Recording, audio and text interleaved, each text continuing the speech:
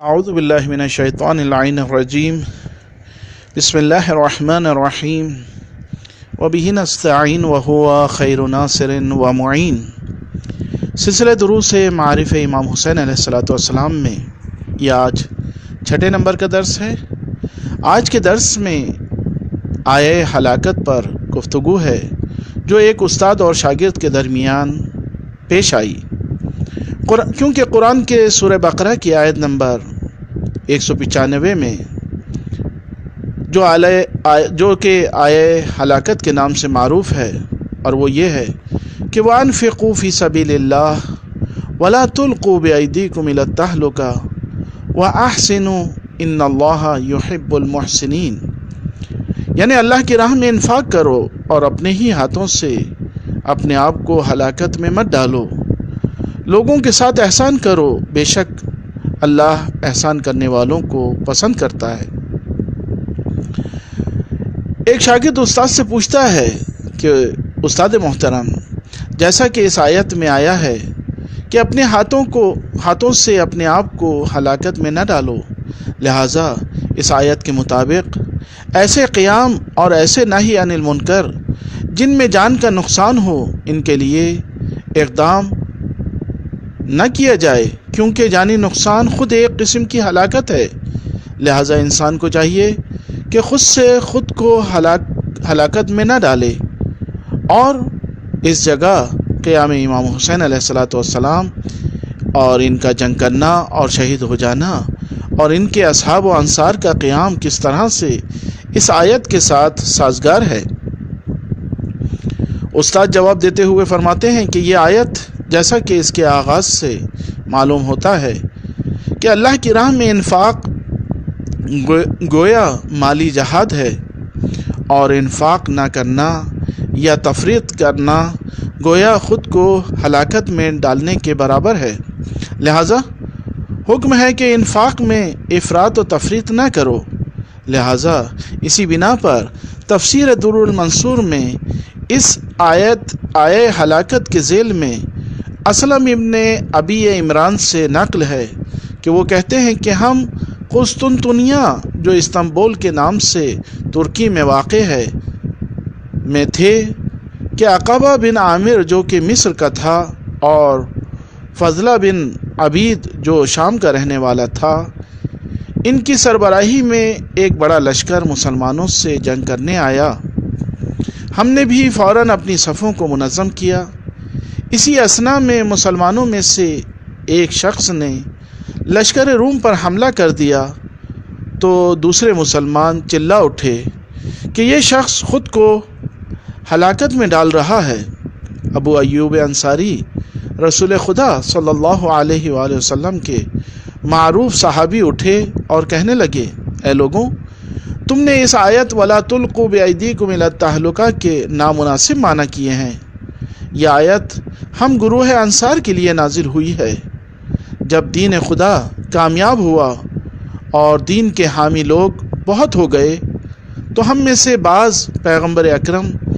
صلی اللہ علیہ وآلہ وسلم کے سامنے بعض دیگر سے کہتے تھے کہ خدا نے اسلام کو کامیابی عطا کی، مگر ہمارا مال و اسباب ضائع ہو گیا۔ اگر اپنے مال کی حفاظت کرتے تو ہرگز ضائع نہ ہوتا۔ اس وقت اللہ تبارک و تعالی نے ہماری ان گفتار کی رد میں اس آیت کو نازل کیا۔ لہذا ہلاکت سے مراد مال کی حفاظت کرنا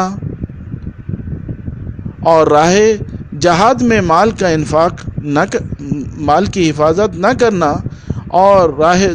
جہاد میں مال کا انفاق نہ کرنا مراد ہے۔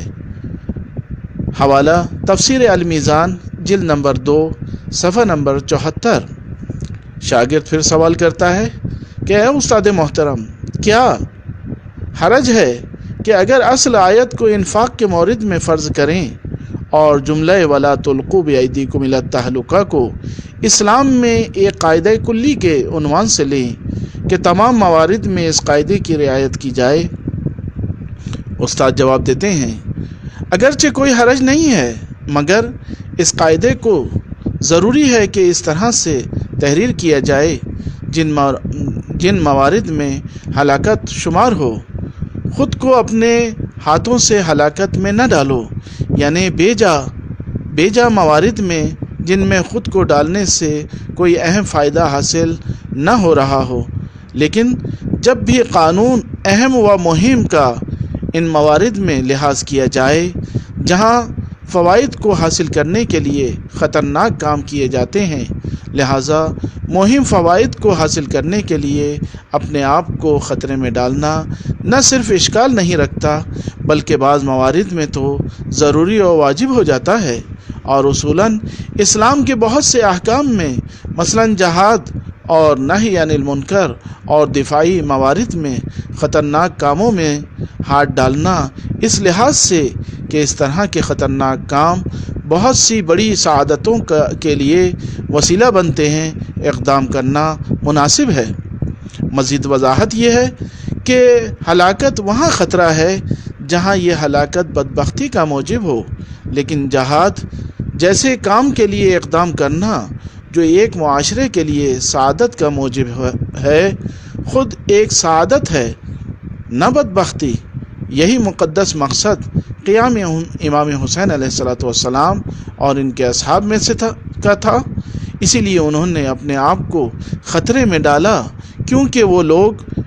اس کے بہت سے درخشاں نتائج دیکھ رہے تھے جو قیامت تک باقی رہنے والے تھے، لہٰذا اس قسم کا اقدام کرنا سعادت ہے نہ کہ بدبختی، لہٰذا یہ اپنے آپ کو ہلاکت میں ڈالنا نہیں ہے۔ مثلاً اگر کوئی ایسے خطرناک کام میں ہاتھ ڈالے جس کی خاطر کچھ لوگ بھی قتل کیے جائیں، ہزاروں دینار کا